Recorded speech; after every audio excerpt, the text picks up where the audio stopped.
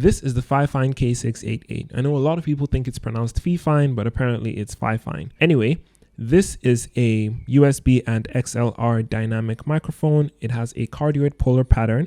It looks very reminiscent of one of the most famous microphones in the world, which is the Shure SM7B, but it comes in at about a quarter or a third of the price. I'm not good at math. It's cheap, it is high quality, and I think it's one of the best budget microphones you can get for all the functions that this has. If you're not new to the channel, you probably know that this is not my first Fifine microphone. I used the Ampli Game for a couple of months before I was forced to leave it behind when I fled from the war in Ukraine. And yeah, unfortunately, I was not able to, bring it with me. But it was a really amazing microphone. You can check out the review for that one after this video. And I had a hard time finding a decent replacement for it when I got back to Nigeria. So I reached out to Fifine and asked them if they could, send me another microphone because I really needed something better than what I was using at the time. And they said, yeah, sure. So full disclaimer, this microphone was sent to me by Fifine. However, they are seeing this video for the first time along with you. They had no input or control over how the video turned out, and I received no compensation for this video. Now, all the audio you've heard so far has been processed to an extent, but stick around for the full raw unprocessed audio. And right now it's actually connected via the XLR port, but I will be testing the audio quality from the USB port later on in the video as well. Now, before we get into anything else, let's take a look at what comes in the box. First of all, I have to say I love the color scheme they were going for with this red and black presentation, and also the box is of a very high quality. It opens up like a treasure chest and you're greeted with a very nicely packaged product. The first thing you get is the user guide, which most people don't read, but you should take a look at it if you do want to know all of the functions of this microphone. After that, you get an adapter for the microphone, which you will need for some boom arms and mic stands. The next thing you get is a Fifine branded USB Type-C to Type-A cable. Now, it's a very high quality cable and it is quite long. However, I would have preferred if it was a braided cable, just for the sake of longevity. And finally, you get the microphone itself. And I'm sure you can already see the resemblance to the Shure SM7B. But it goes without saying, I love the design, I love the inbuilt chalk mount, and the pop filter does have a very nice velvety texture. It feels like you're petting a cat or something like that. When it comes to the build quality, the microphone has a cylindrical shape and it is made of plastic and metal. It has a pretty solid shock mount, which should do a decent job at preventing vibrations from getting into your audio. It also has a mute button, which shows a green light when the microphone is picking up sound and a red light when the microphone is muted. But this only works in USB mode. The microphone is quite lightweight, so you do not need a specific mic stand, unlike some other higher end microphones. However, I would recommend the Fifine BM63 boom arm, which is the one I am using right now. You can connect the microphone either using an XLR cable or a USB Type-C cable. Both ports are located at the back or at the bottom of the microphone, so if you want to turn it on, you're going to have to stick it into the back. That's what she said. Also located at the bottom of the microphone, you will find a 3.5mm port for audio monitoring, and you will find some dials for the gain and the headphones volume, which you can adjust however you like. But again, these dials only work when you're using the microphone in the USB mode. If you plan on using the XLR port on this microphone so you can get some higher fidelity audio, you're going to need an audio interface. The one I'm using is the Behringer Euphoria UMC22. It's not an expensive audio interface, it's actually quite budget friendly, and so is the microphone. So if you want to get started on a podcast or a YouTube channel or something like that, this would be a decent combination for you to go for that would not break the bank and would still give you decent audio quality. Now, one thing to keep in mind is that the bit depth of this microphone is just 16-bit, and I'm sure a couple of people would want something higher than that to get a better audio quality. But for the price, regardless of the bit depth, it is still quite high quality in my opinion, and you would not really notice unless you are, a serious audiophile, which I am not. Taking off the windscreen, a couple of people might notice that it has this really nice velvety texture, but some people might not like it. It really boils down to your preference.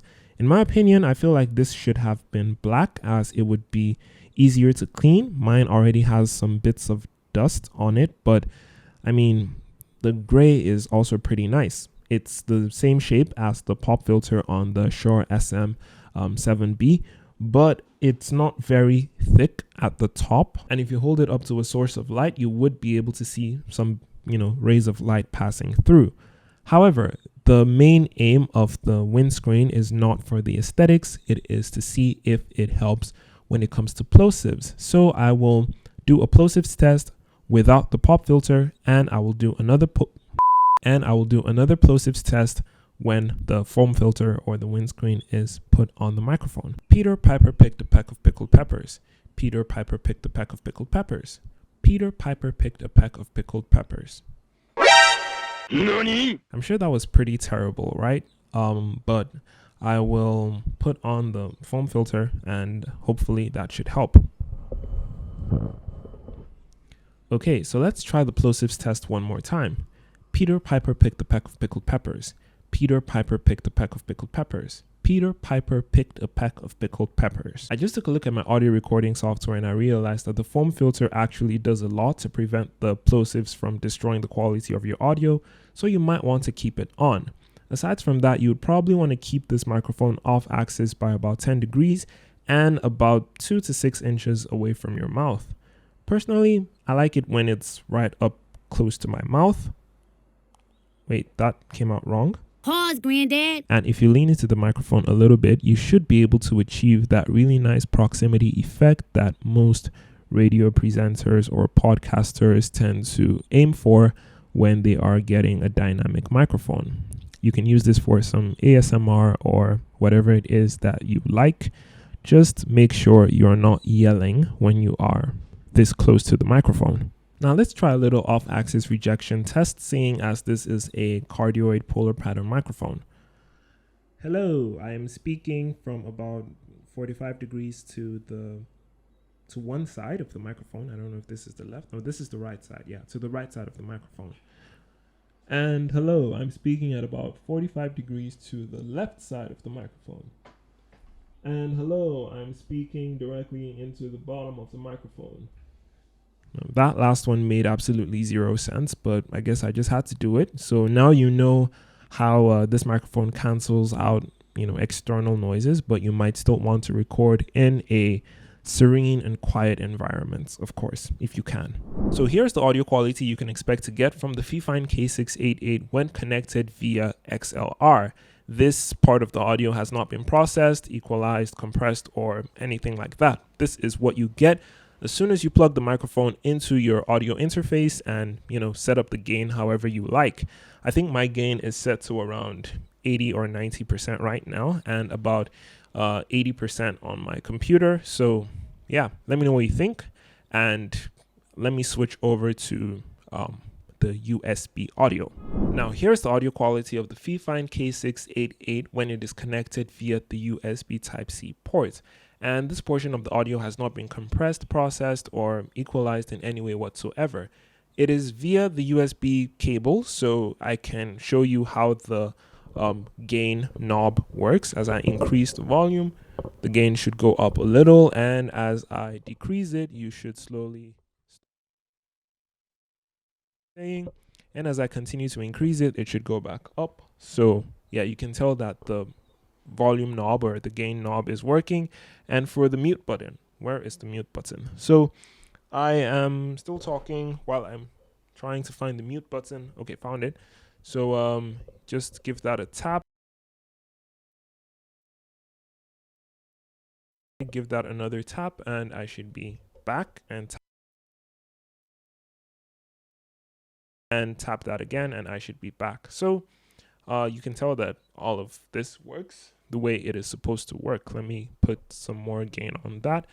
And now that you've heard the sound quality from the USB Type-C port and from the XLR port without any compression or processing, here are some of my favorite XLR microphones for a comparison with this one. Enjoy. I'm going to compare this microphone to the other condenser microphones I have used. I think this one might have an advantage. Another thing I really enjoy about the microphone is the fact that it connects via USB-C, which is a more easily found cable nowadays. One very important thing that I think I forgot to mention is the fact that this room is not treated in any way whatsoever. So let me know what you think about the Fifine K688 in the comment section right below the like button. And if you enjoyed this video, then you can check out my review of the Boya BYD M500 right here, or my review of the Takstar SM8B right here. they'll be here. Catch you in the next one.